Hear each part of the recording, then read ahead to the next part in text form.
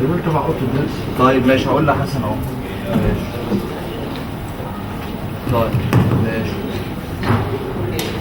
Okay, now we will start the first session of the 8th International Hemodialysis course, and actually it's with great pleasure to introduce my friend and my colleague, Professor Hussein Sheashaa, the dynamo and the organizer of this course.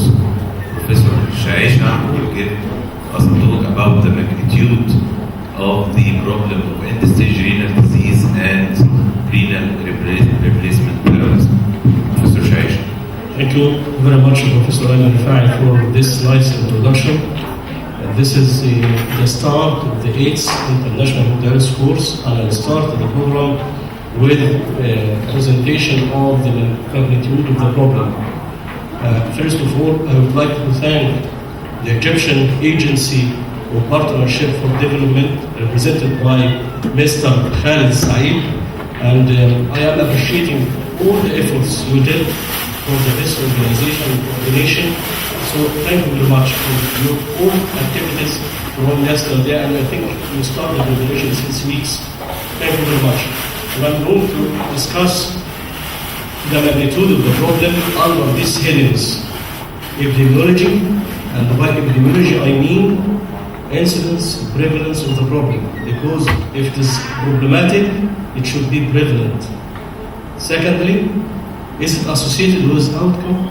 And the outcome, the respective outcome, is patient survival, comorbidities, and the cost. And I'll give you data about these points.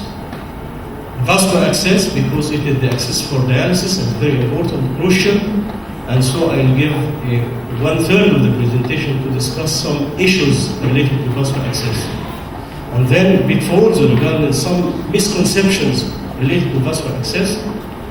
Then one of the important decision making when we should tell the patient that dialysis is indicated. So when to start dialysis is very interesting, and you will find a big debate, but we will solve the debate in this presentation. And I'll end with what should we do. To start with, is it a prevalent disease, chronic kidney disease and end-stage kidney disease? The answer is yes. Based on the state renal data system, this was reported this month. So all these are new and updated data. Look at the renal replacement therapy. By renal replacement therapy, I mean dialysis and transplantation. So we have two major types of replacement therapy: dialysis and transplantation. And within dialysis domain, we have hemodialysis and peritoneal dialysis. So if you look at this slide, the slide reflects the trend of renal replacement therapy in the United States from 1996 up to this moment, and the last data on 2013. Look here, there is increasing number of patients accumulating on hemodialysis.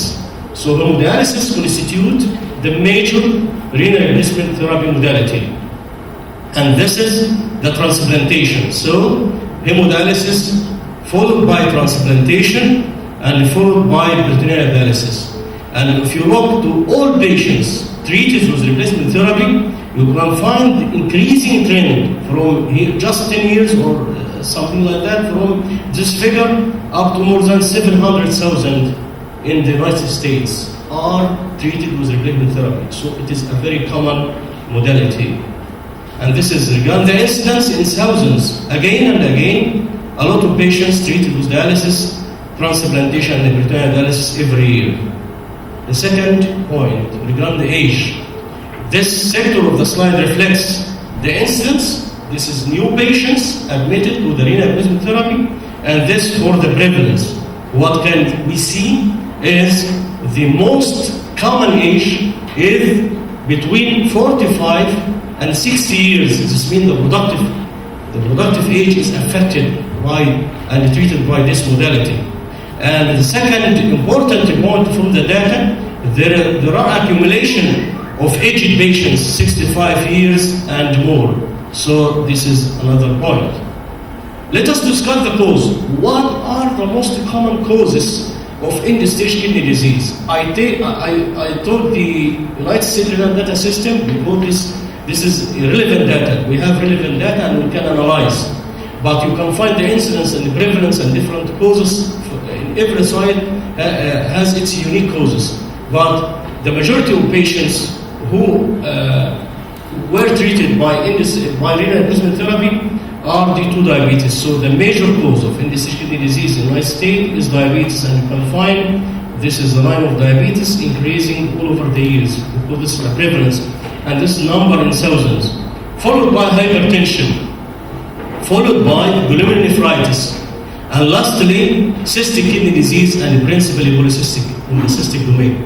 So the most common causes of end-stage kidney disease worldwide, and particularly in the United States, are diabetes, hypertension, glomerulonephritis, and polycystic kidney disease. But when we know that this is the etiology, we should have an action to start treating these patients earlier to change the outcome. So this is one of the important, but to know the cause of end-stage kidney disease. And this is regarding the prevalence per million. So this is number in thousands, and this is per million. Again, diabetes, followed by hypertension, followed by glomerulonephritis and cystic kidney disease. To be honest with you, there are some authors who decline the idea that hypertension is the cause of end-stage kidney disease. And there is minority of patients for whom biopsy was carried out and showed benign nephrosclerosis. So is it the cause or effect? Well, this is a big debate, but this is the data. So diabetes, hypertension, glomerulonephritis, and cystic kidney disease. And this is the incidence, the same. You find the causes, the incidence mean the new diagnosis per year. The prevalence is the cumulative number of patients. To calculate prevalence, we calculate all patients who suffer from end-stage kidney disease divided by the population. Incidence is just a change in prevalence from one year to the next year. So it's just 1 year newcomer for this diagnosis. Again, another modality is known as home dialysis. And home dialysis included 2 types of dialysis: peritoneal dialysis and home hemodialysis. The majority of home dialysis is based on peritoneal dialysis. And this is, as you see in the numbers, and numbers don't lie. A very important point, to know the data in your own country. And this is a big problem in Africa. And I'll show you in one of the slides that we don't have relevant data in Africa. And in Egypt, there is a national project to have Egyptian renal data system under development. So we hope that we have our own data. Because if you have this data and you know that in Taiwan, for example, the end-stage kidney disease is so prevalent, it exceeds 3,000 per million as a prevalence, and the incidence exceeding 426 per million. So if I know this is a common and national problem, I can work on it. This is the importance of the data. Regarding North Africa, I found this article published by our great professor, Rashad Barsoum, from Cairo University, and he reported the burden of chronic kidney disease in North Africa. We can look at these countries: Egypt, Libya, Tunisia, Algeria, and Morocco. This is the incidence, and this is the prevalence, and this is according to the available data. Also, we are not sure if the data are accurate or not, but these are the data. The prevalence, the chronic kidney disease is so prevalent in Egypt in comparison to other countries. This is an important slide because it shows the etiology of chronic kidney disease and end-stage kidney disease in these countries. If we look at Egypt, the most common, according to the Egyptian Society of Nephrology, is hypertension, followed by the unknown etiology, diabetes, glomerulonephritis, and you can find a appreciable number of patients due to interstitial nephritis. When I say the interstitial nephritis is the cause of end-stage, so I should address the abuse of the drug abuse, the use of herbal remedies, smoking, infection. So I should address all these. And if I address all these and I start the proper management earlier, I can decrease the prevalence of chronic kidney disease. This is the figure that I mentioned. Look at the data from everywhere, and this is the incidence of treated indecisional disease per million population by country. And you can see the different color referring to different incidents, but what I want to stress upon, Africa is white. White means no data, no reliable information from Africa. And this is one of the missing and one of the important points, hot topic. We should have our own data. We should change our environment by looking at the data, our data, by screening, by applying the good history, by harvesting the data by electronic means or by paperwork, whatever the modality we should think about. Because if we don't have data, we cannot do strategic plan to change the face of the indecisional disease. The second point, the outcome.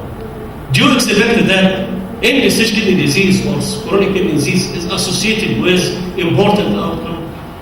Yes or no? It is yes. Who says it? Yes. Why you say this?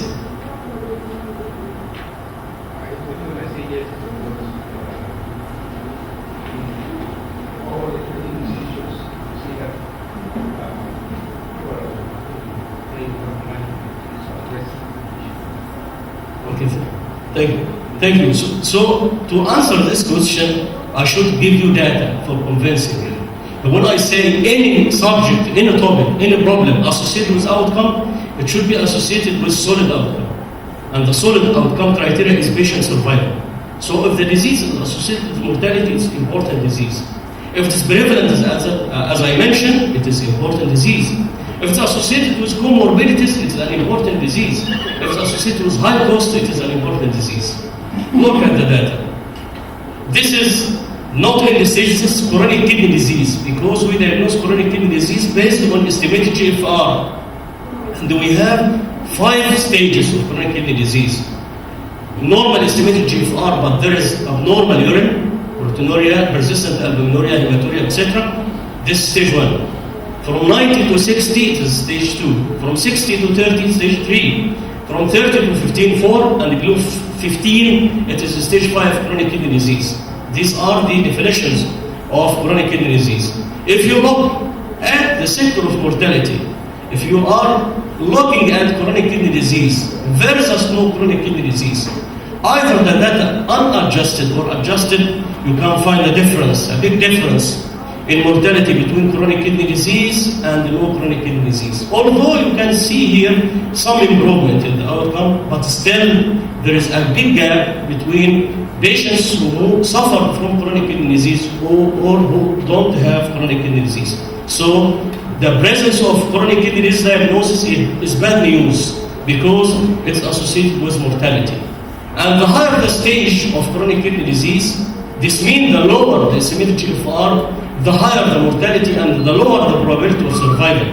The green line here is not good, it's bad, because it reflects stage 4 and 5. You'll find here survival is lower here in stage 4 and 5 in comparison to other. So CKD is associated with high mortality. The higher the stage of chronic kidney disease, the higher the mortality too. Renal replacement therapy and mortality. Look here. This is the line of transplantation. You find here, through the years, there is improvement in survival in patients with transplantation. But the major and important point is mortality is very high in hemodialysis. So mortality, if we compare dialysis versus transplantation, transplantation has a major survival advantage. And this was reflected in this article that was published early this year, including data about 1.2 million patients. If we look at the kidney transplant, we have here 300,000 patients who are fit for transplantation, but they don't have donors. And these are patients, 300,000 patients, who proceeded for transplantation because they have available donor. Look at survival.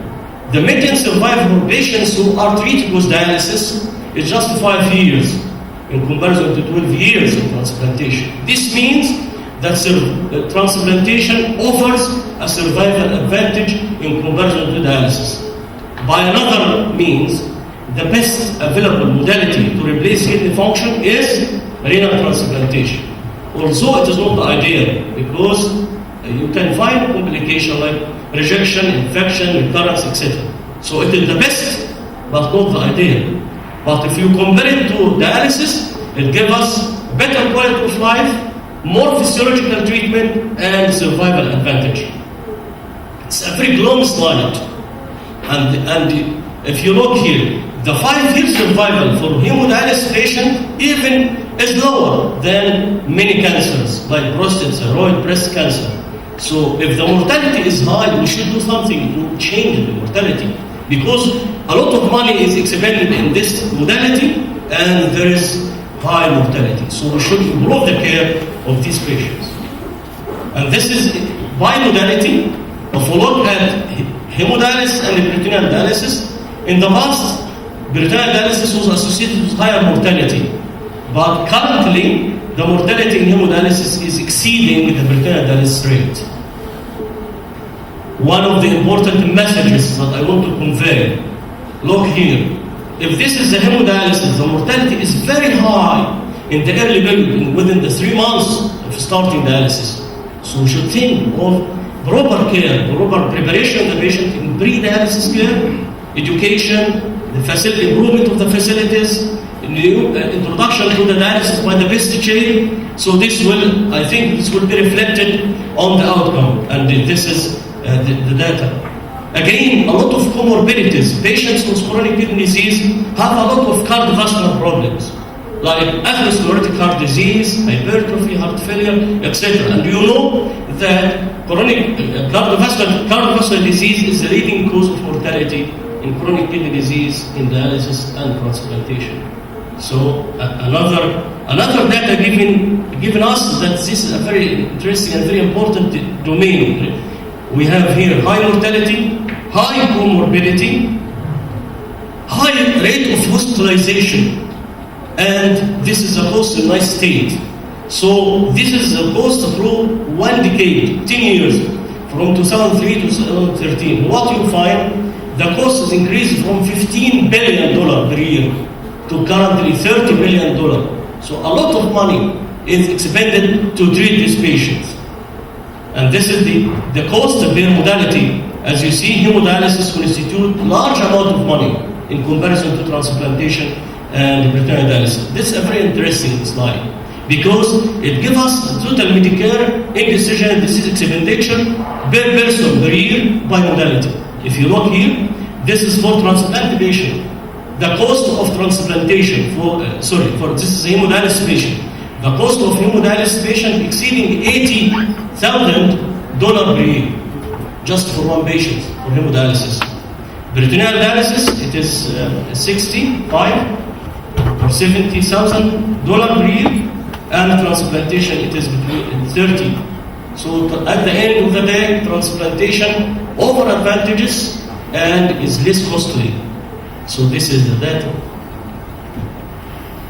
Regarding Egypt, although we don't have an accurate data, but this is around the total annual cost for the treatment of indecision disease, is 1.8 billion Egyptian pound, and this constitutes 12% of the total annual budget of the Ministry of Health. Vascular access. So if you look at this slide, this is from United States data system, and this is a vascular access and hemodialysis initiation. And this is one of the big problems that we should educate ourselves, educate the patients. We should improve the service because it is not accepted to have 60% or 3 years, 60% of the patients start dialysis through catheters. And this is in my state. And this is 80% use catheter at any time, any catheter to be used. But at least 60% of the patients started dialysis through catheter. And by years, after start dialysis, fistula is created. And if we take 1 year at cross section, at initiation, here you can find 80% of the patients in the United States started their dialysis through catheter. and this fraction through graft, and approximate 15 or 20% of the patient through fistula. And after that, through the months of dialysis, at 1 year, you find here fistula for 65% of the patient, catheter for 20%, and a graft for 15%. So this is the data of the United States. But why I'm stressing on vascular access? I stated that renal replacement therapy is associated with high mortality, right? It's associated with high mortality. One of the reasons of this association of high mortality may be due to the use of catheters. Because catheters is associated with infection, with hospitalization, with colonization of bacteria, and with inflammation. And this is one of the studies that showed that in this cohort of patients included 583 patients, catheters are associated with, catheter usage is associated with inflammatory markers. So we should take care of this point. And this is from dialysis outcome prospective pattern study group, included 50,000 patients from the United States and another 50,000 or more from other countries. If you look here, the service in Japan is better than the United States because 85% or 84% of the patients start their dialysis through fistula. So Japan, it seems that the pre-dialysis care in Japan is better than the United States. If we look at here this is the Gulf area, 80% start the dialysis through catheter. So we need to change the mind all over the world. Regarding Egypt, we have data. Yes, we have data, and this is the data came from the Ain Shams University. They collected data of 22,000 patients through Egypt, and they have a questionnaire. The questionnaire is just to look at the patients, prevalent patients. Is the patient dialyzed through fistula or catheter or graft? This is the data. 72% of the patients are dialyzed through fistula. This is prevalent and this is not incident. Incident means as a start, but prevalent means all over the cumulative numbers. So 72% through fistula, 25%, so 1/4 of the patients are maintained on dialysis, on regular dialysis through catheter, and the graft only for 1.7%. And the most important statement is that when we use catheter in Egypt, the mostly used on a temporary basis, and this is one of the pitfalls, because temporary catheter usually associates with more infections. So this is the point. So if we look at the 1/4 of patients, 49% of this quarter used temporary catheter, and just 5% permanent catheter was used. So we should look at this sector, vascular access, by great caution and great care. If we take care of the catheters, if we take care of the vascular access, we can change the outcome. And this is one of the editorial comments. And one of the trials is to prevent colonization. How to prevent colonization? If we want to address this question, how to prevent bacterial colonization in the catheter? Yes, it's a question for you. Yes. How to prevent it? To use antibiotic? Right or wrong? Yeah, okay. So you mean improvement of handling of the catheter. So we should use aseptic, not septic, just 1 liter, but it's a big difference. Complete aseptic technique. Take care of the handling of the catheter and disinfection of the catheter exit. And regarding the use of catheter locks, do you encourage the use of antibiotic? The answer, we don't encourage the use of antibiotic because we are afraid of resistant bacteria strains. So this is why this domain is under development, and we still need further research in this issue. One of the new research is the using of sodium erythrit as cath accept lock agent, and in comparison to heparin can work, but again this is not large number of patients, so we need large number of patients to address this issue.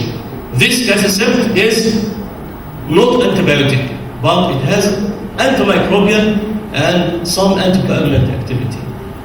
So it may work well, but we need further studies. One of the important questions, and I'll ask you and then I answer. If you are taking care of a patient with chronic kidney disease, and when you advise him to have fistula, when you advise him to have permanent vascular access like fistula, because catheter, why we do catheter? Because we are late in management. So the patient come to us with clinical indications, so we put catheters. If we wanted to change the catheter, we should work earlier, advise him to earlier have a fistula. So when should we discuss with him the decision of fistula creation? Yes, please.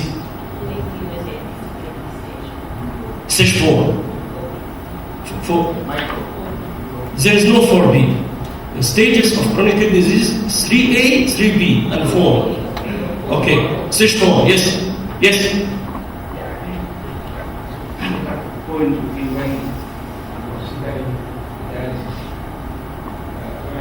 No, I'm not asking the indication of dialysis.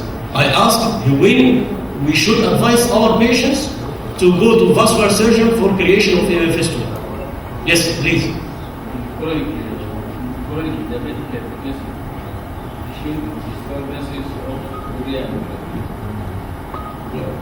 I want a more clarified indication because you can find diabetic with creatinine 1.5. Diabetic hypertensive with creatinine 1.5. Am I going to advise him for fistula creation? So, yes. Yes. So you mentioned stage 4, and this what the guideline statement.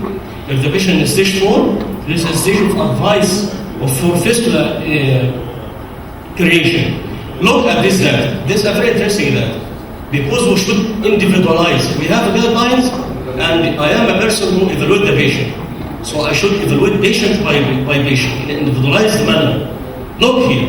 If we are dealing with young age patient from 18 to 44, and all of these patients have fistula, so here, after 6 months, for each 2 patients, 1 patient will start dialysis. After 2 years, all the patients will be dialyzed. So it is beneficial to have fistula earlier in this young age group. Okay? If the estimated GFR below 25, this means stage 4. But if we are here dealing with elderly patients, here after 6 months, if I have 12 patients above this age, only 1 patient needs dialysis after 6 months from the 12 patients. And here, even after a year, for 8 patients, only 1 patient needs dialysis. And after 2 years, for 5 patients, only 1. So it is not beneficial to do fistula for all patients. So we should consider another variable rather than besides the estimated GFR. So the timing for creating permanent vascular access, and we would like it, the best is fistula, if it is feasible. Our decision depends upon many factors. Some of them, as you mentioned, stage 4, lowers the estimated GFR in the domain of stage 4. Plus, we should respect the age, because stage 4 and the elderly, I don't advise for fistula, just keep eye up and follow up with this patient. But for young, it's okay. So age is important. Another very important point is the trend in follow-up trajectory of creatinine. Suppose that you have this patient and creatinine, serum creatinine is 4 milligram per deciliter all through the last 5 years. Why am I going to, if I calculate estimated GFR, it will be in stage 4. But there is no progression, it is static. So why I do fistula now? So I should keep eye on this patient. So I put in consideration on the timing of vascular access on estimated GFR, the age of the patient, trajectory or the trend in progression of kidney function, and all over evaluation of the patient. If I have the sense that the patient will need dialysis within the next 6 months, I may recommend doing fistula earlier. Again, in the elderly group, this is a very challenging group. Yes, please.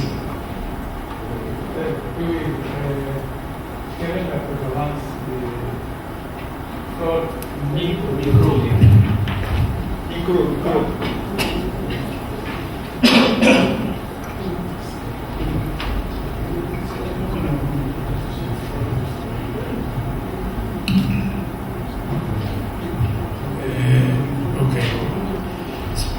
Je ne parle pas bien français.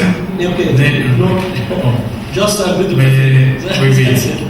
Ma question, c'est quelle est la prévalence des flores microbiologiques ou la colonisation des cathéters provisoires dans votre centre?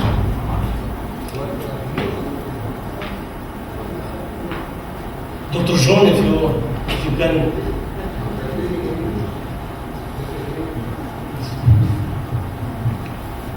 Please, Dr. John.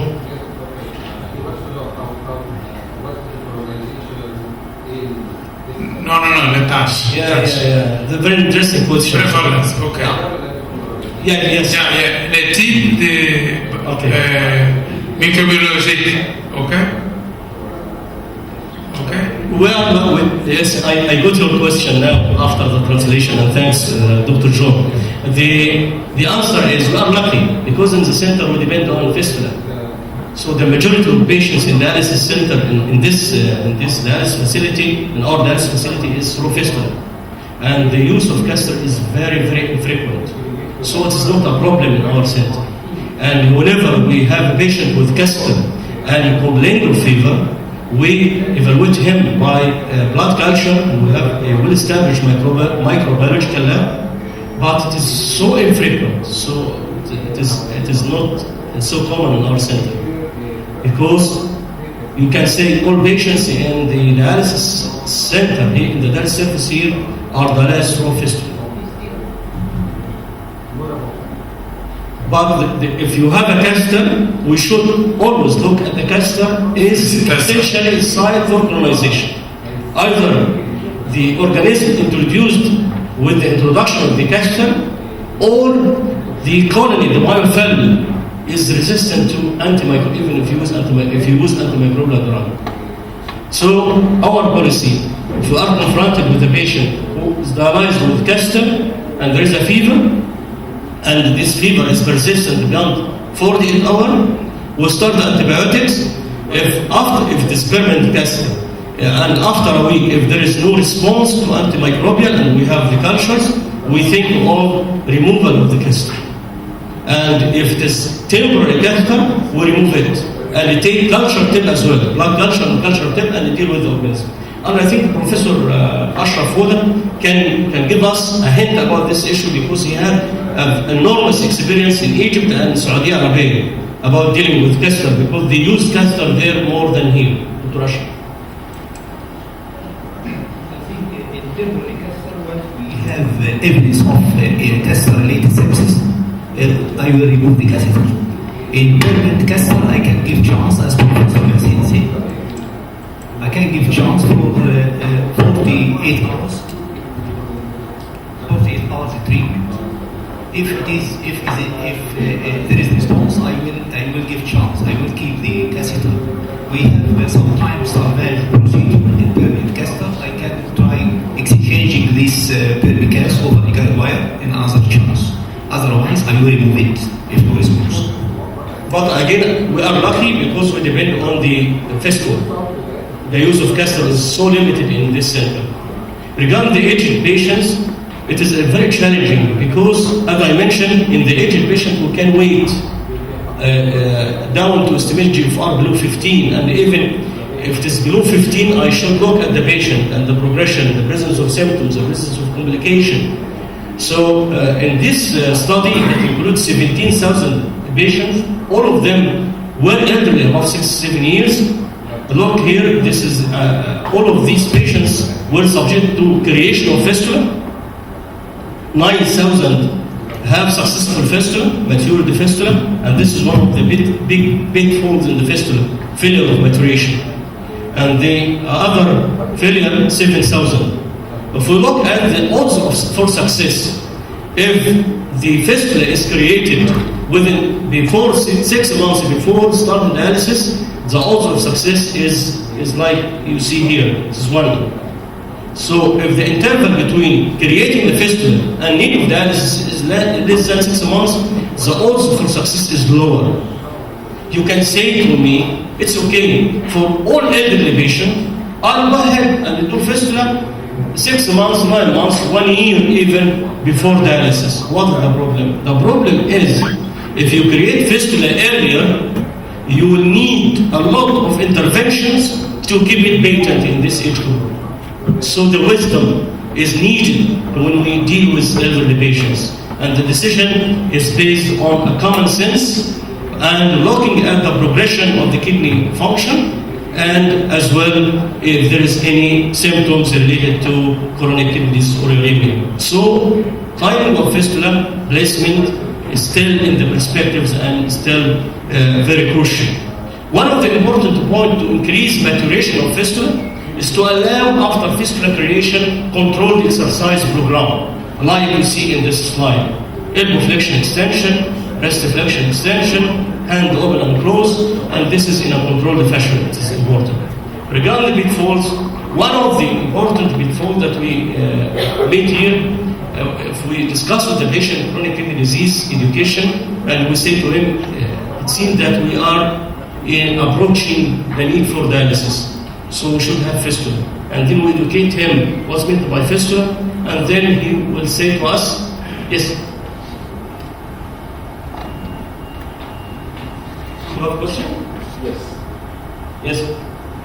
I think the major challenge that we often see for low resource setting countries.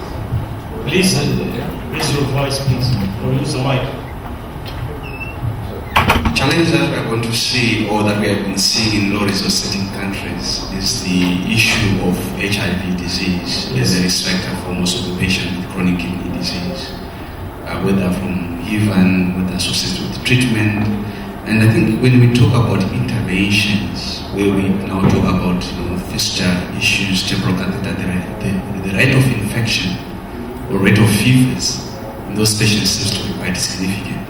What I'm not so sure with the data that we have provided so far is whether we can actually extrapolate the same data to cover a population where they have now this comorbidity of HIV disease, because this is quite a significant risk factor for the end-stage disease.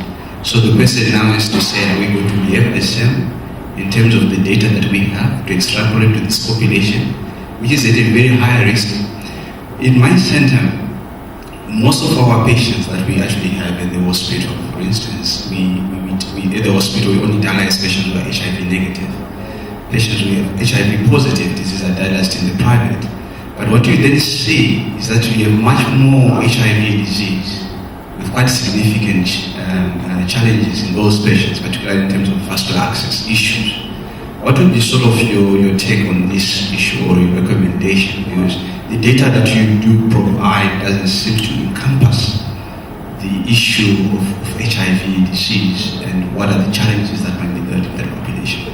So you touched on a very important disease. As I mentioned before, there is different prevalence and different issues regarding this disease. So in Egypt, it is rare to have HIV, although there are some patients we diagnose them to have positive serology for HIV, but in this center we don't do dialysis for them. We just transfer them to the Ministry of Health for the fever hospital to take care of their dialysis. So we don't have a good experience in dealing with HIV patients. And I think even in the Western community, in the Western literature, they don't advise isolation of this patient, just to use the general infection control policy. And I think this will be within the lecture of infection control. So would you please let us to hear about the infection control, and we can continue the discussion on this sector. But I don't like to extrapolate data. So if we wanted to have a good answer, we should have a study on this population. And we leave the HIV to the sector of infection control, and if the question will not be answered, we can discuss it later. Regarding the fistula, some patients are afraid. If the fistula is created, this may hasten the need for dialysis. The answer is not. The fistula will not lead to progression of chronic kidney disease. Even this is a fantastic data come from this cohort of 123 patients. This is the rate of progression of kidney disease before fistula creation, 6 ml per minute per year, and after fistula creation, just 0.5. So we don't have data showing that creation of fistula is associated with fast decline or rapid decline of kidney function. But we have naive data. I am not recommending fistula to retard the progression of chronic kidney disease. But here I want to assure the patient we don't have data showing that fistula is associated with decline of GFR. But we have some data to the reverse, that the use of the creation of fistula may decrease the progression of chronic kidney disease. How? The theoretical point is explained in this figure. In chronic kidney disease, we have hypertension, we have chemoreflex, triggered by renal ischemia, and then vasoconstriction, and this is a vice versa, vice circle. And here, if you have fistula, this will increase venous return, increase blood to the lung, increase oxygenation, leading to decreasing of the hypoxia of the kidney and decreasing this vasoconstriction. So it seems that the fistula is not associated with progression of chronic kidney disease. But I shouldn't advise the patient to have fistula to retard the progression of chronic kidney disease. But I assure him creation of fistula doesn't mean that you need dialysis. You will need dialysis if the kidney function decline and you have symptoms, as I mentioned in the last sector of my presentation. I'm going to escape this issue of the catheter because we have on Wednesday a session for the surgical aspects for all these. But this is a very big data about the tunnel catheter. 138,000 patients, dialysis was created through tunnel catheter. Some of these patients were shifted to air fistula, some of them shifted to graft. And here they found that graft and the fistula are equivalent in efficacy and safety. So what I want to stress upon regarding the vascular access, we should look at the patient. The medicine is evoluted toward the patient-centeredness. So I have to have the decision, I have 3 axes: clinical, prognosis, and vascular anatomy. If I look at the clinical data, if the age is above 75 and there is no comorbid conditions, go ahead for fistula. If there is multiple comorbidities, we will expect that the fistula will not mature, so graft will be a nice option. This is the option. If we look at prognosis regarding renal and overall prognosis. Renal progression, if it is rapid, go ahead for fistula.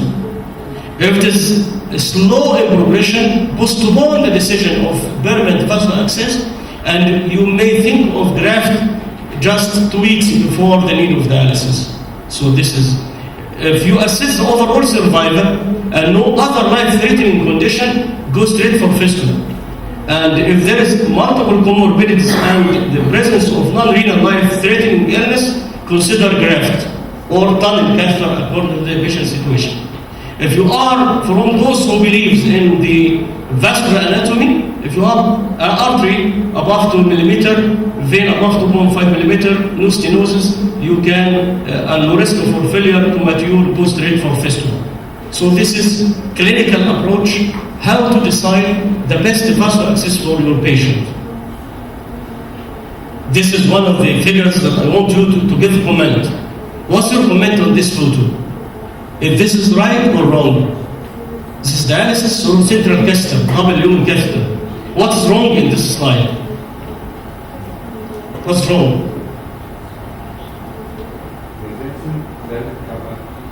Yes, it's okay. But it's not the crucial, it's not the most important point that I want to address. Another point? Yes? Okay. We don't like subclavian because subclavian is associated with venous stenosis that may lead to disfigurement. What else? The most important point, look here. This is red. When we say red, it is arterial line. It is not in the artery, but it is the side that gives the blood from the patient to the machine. So here they cross over the blue in the red. So this will create high circulation. So we should take care of proper disinfection, proper usage of the best vein, and to follow the rules. Because if you cross over the lines, this will increase recirculation. Regarding the initiation of dialysis, the initiation of dialysis through the last years, the initiation of dialysis, the idea is to start dialysis earlier, was supported by the United States practice. But when they looked at the data, approximately 1 million patients, they find that the earlier the start of dialysis, the lower the survival, and the later the higher the survival. So this was astonishing. I want just to show you that there is a problem in observational studies, and the use of estimated GFR formulas are not good for starting dialysis, because estimated GFR formulas depend on creatinine, and the creatinine in malnutrition, in a patient with malnutrition, is low. In a patient with muscle weakness or muscle atrophy, it is low, and it's not the actual reflection of kidney function. So the problem is in the creatinine itself. So to get rid, this is one of the randomized studies, showed that there is no difference if we start dialysis on estimated GFR 10 to 14 or 5 to 7 ml per minute. We find the curves are the same. So in 2012, the KDIGO working group suggested starting dialysis therapies when symptoms and signs attributable to kidney failure are present. Perhaps as a reflection of this, the number of early starts among the incident dialysis patients in the United States has diminished. As you see here, this is the blue line. Blue line reflects low estimated GFR at dialysis initiation. Through the year, it decreased, and again, it started to increase in the current years. So we don't dialyze figures, we don't dialyze creatinine, we dialyze a patient. So we should evaluate the patient overall, and we take the proper decision according to our clinical laboratory judgment. But we shouldn't be so late, because so late means mortality and morbidity. One of the most important point is early referral. So we should have system that select the best timing for the nephrologist referral.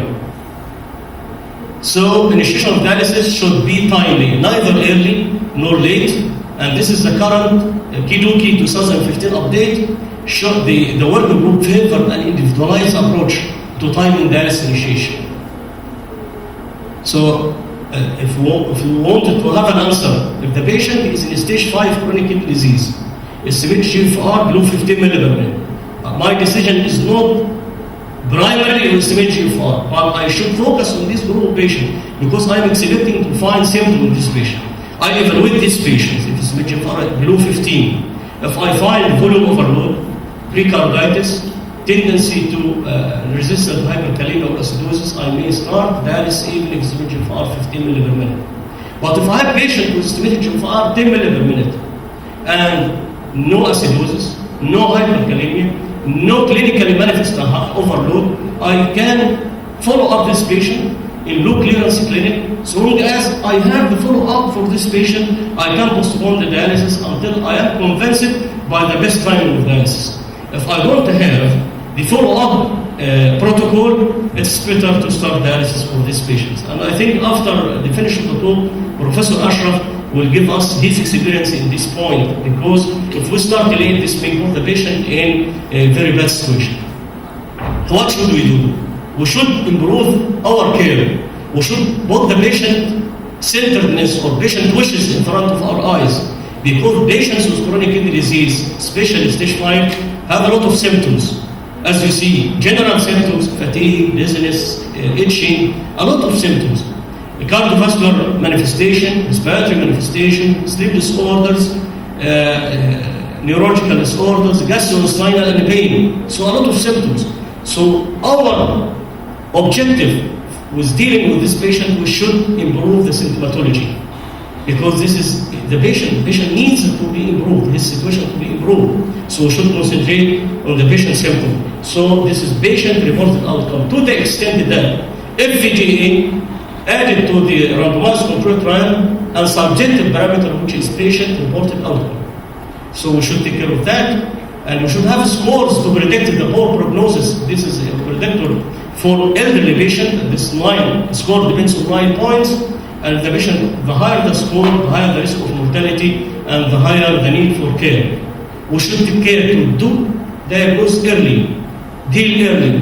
We shouldn't like, I don't like to have this photo. This is angiogram without contrast, because all the vessels are calcified.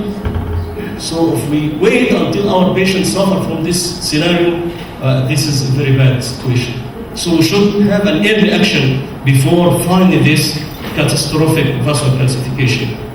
This is why we have the course for hemodialysis in this center. Although the primary objective of this center or primary task of this center is to take care of transplant patient, but this is the aim of the course is to improve the care of dialysis. This is one of the courses, and this is one of our colleagues from Arab countries, from even Europe, from Nigeria. I visited them at Lagos and stayed there 1 week. And this Lagos and Rwanda, Kigali. This is in Sudan, Addis Ababa. So we are going everywhere to spread the knowledge to fight the kidney disease. And we have created here in Egypt, the Egyptian Society of Nephrology Virtual Academy. And this academy, this will be a gift for all of you. All of you will be offered user and password to get the access for 1,900 lectures and 1,800 videos. And you will find even this course, and this is my lecture, already uploaded to the system in the early morning this day. At the end, we should collaborate together, because collaboration divides the task and multiplies the success. And I think this is the objective of this course, and thank you for attention.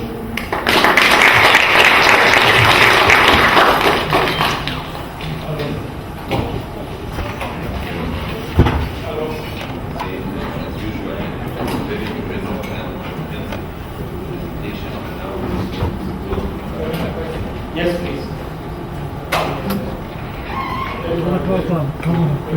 Yes. لو في اسم الجنوب كله